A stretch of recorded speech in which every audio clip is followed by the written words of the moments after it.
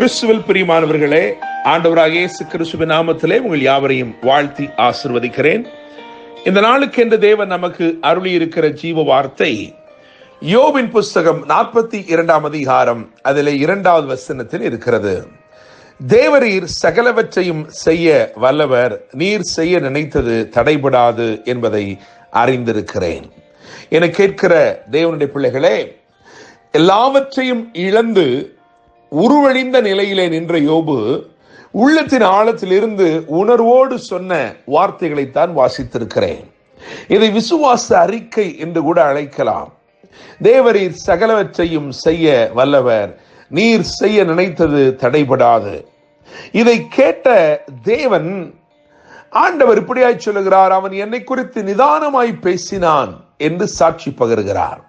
என்னை கேட்கிற தேவனுடைய பிள்ளைகளே, அவன் சகலவற்றையும் இழந்த நிலையில, எல்லாவற்றையும் இழந்து போய் இருந்த போது இந்த ஒரு வார்த்தையை பேசுறது நிமித்தமாய் வேதம் சொல்லுகிறது, அவன் எல்லாவற்றையும் இரண்டத்தனையாக பெற்றுக்கொண்டான்.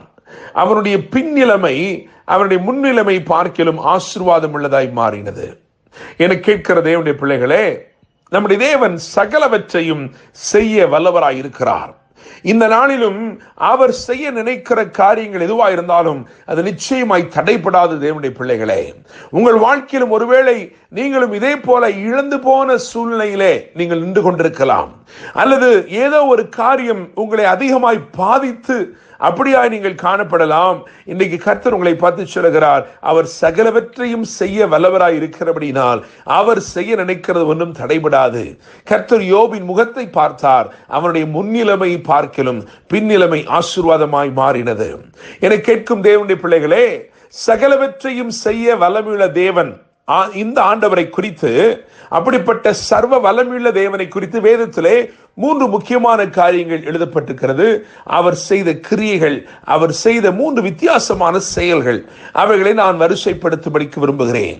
மாற பண்ணினார் என்று எழுதியிருக்கிறது, முடிய பண்ணினார் என்று எழுதியிருக்கிறது, முளைக்க பண்ணினார் என்று எழுதியிருக்கிறது. அவைகளை மாத்திரம் நான் விவரித்து சொல்லும்படி விரும்புகிறேன். முதலாவதாக உபாகமம் 23 அதிகாரம் 5ஆம் வசனத்தை வாசிக்கும் பொழுது அங்கே சாபத்தை ஆசீர்வாதமாக மாற பண்ணினார் என்று எழுதியிருக்கிறது. பீலேயாம் என்பவன் அவன் சபிக்கும்படி கூலியை பெற்றுக் கொண்டவனாய் வருகிறான். பாலாக் என்னும் ராஜா அவனை ஏற்படுத்தி இருக்கிறான். எனவே அதிக பணம் கிடைக்கும், அதிக கனம் கிடைக்கும் என்று வந்த அவனை தேவன் அவன் விரும்பியும், அவன் இந்த ஜனத்தை சபிக்க வேண்டும் என்று விரும்பியும் அவனால் கூடவில்லை. அவன் சாபமாக சொல்ல வேண்டும் என்று விரும்பினவைகளும் ஆசீர்வாதமாக வெளிப்பட்டது. தேவனுடைய பிள்ளைகளே, என்னை கேட்கும் தேவ ஜனமே, உங்களுக்கு விரோதமாய் கூலி பெற்றால் கூட ஒருவராலும் செயல்பட முடியாது. காரணம், இஸ்ரவேலை ஆசீர்வதிப்பதே அவருக்கு பிரியமாயிருக்கிறது. உங்களை ஆசீர்வதிப்பதே அவருக்கு பிரியமாயிருக்கிறபடினால் ஒருவரும் கூலி வாங்கி கொண்டு கூட உங்களை சபிக்க முடியாது. காரணம், இந்த தேவன் சாபத்தை ஆசீர்வாதமாக மாற பண்ணுகிற தேவனாக இருக்கிறார். தேவனுடைய பிள்ளைகளே, இரண்டாவதாக ஆதியாகமத்தின் புஸ்தகம் 49 அதிகாரம் அதில் 20வது வசனத்தை கவனித்தால் யோசேப்பு இப்படியாய் சொல்லுகிறான், நீங்கள் எனக்கு தீமை செய்ய நினைத்தீர்கள், ஆனால் ஆண்டவரோ அந்த தீமையை நன்மையாக முடிய பண்ணினார் என்று சொல்லுகிறான். என கேட்கிற தேவனுடைய பிள்ளைகளே, இவர் சாபத்தை ஆசீர்வாதமாக மாற பண்ணுகிறவர், இவர் தீமையை நன்மையாக முடிய பண்ணுகிறவராய் இருக்கிறார். அதன் தோற்றம் தீமையாக இருக்கலாம், அந்த சூழல்கள் எல்லாம் அவனுக்கு எதிராக செயல்படுகிறது போல இருக்கலாம், ஆனால் அதிலே ஒரு முடிவை தேவன் கொண்டு வருகிறார். அந்த முடிவை கவனித்து பார்க்கும் பொழுது அது தீமையை நன்மையாக்குகிற முடிவாய் இருக்கிறது. உங்கள் வாழ்க்கையிலும் நீங்கள் கடந்து செல்லுகிற பாதைகள் தனிமையின் பாதைகளாய் இருக்கலாம், வேதனையின் பாதைகளாய் இருக்கலாம், path of rejection, அதாவது மனப்பூர்வமாய் கைவிடப்பட்ட சூழ்நிலைகளிலே நீங்கள் அப்படியாய் நிர்பந்திக்கப்படலாம். ஆனாலும் என்னை கேட்கிற தேவனுடைய பிள்ளைகளே, நிச்சயமாய் நம்முடைய தேவன் தீமையானதை நன்மையாக முடிய பண்ணுகிற தேவனாய் இருக்கிறார். அப்படியாய் மூன்றாவதாக பார்க்கும் பொழுது ஏசாயா 55 அதிகாரம் 13 வசனத்தை கவனிக்கும் பொழுது வேதனை அளிக்கக்கூடியவைகளை வசந்தம் அளிக்கக்கூடியவைகளாக முளைக்கப்படுகிறவராய் இருக்கிறார். வேதம் சொல்லுகிறது, முச்செடிக்கு பதிலாக தேவதாரு விருட்சம் முளைக்கும் என்று எழுதியிருக்கிறது, காஞ்சொரிக்கு பதிலாக மிருது செடி எழும்பும் என்று வேதம் சொல்லுகிறது. என்னை கேட்கும் தேவனுடைய பிள்ளைகளே, ஒருவேளை விதைக்கப்பட்டது உங்களுக்கு வேதனை அளிக்கக்கூடியதாகத்தான் இருக்கலாம். இன்டென்ஷனலி பெயின்ஃபுல், அதாவது உள்நோக்கத்தோடு உங்களை வேதனைப்படுத்தக்கூடியவைகளைத்தான் சத்துருக்கள் விதைத்திருக்கலாம்.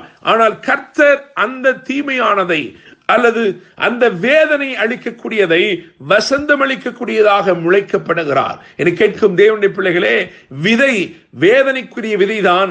ஆனால் விளைச்சலோ, விளைந்து வரும்போதோ அது வித்தியாசம் உள்ளதாய் விளைந்து வருகிறது.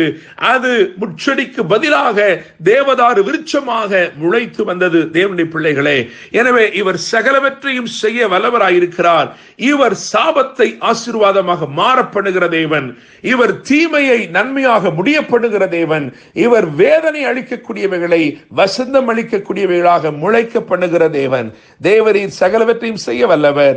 நீர் செய்ய நினைத்தது தடைபடாது என்பதை அறிந்திருக்கிறேன். கர்த்தர் தாமே இந்த வார்த்தைகள் மூலமாய் உங்களை ஆசீர்வதிப்பாராக. என்றும் அன்புடன் pastor Daniel Moses. God bless you.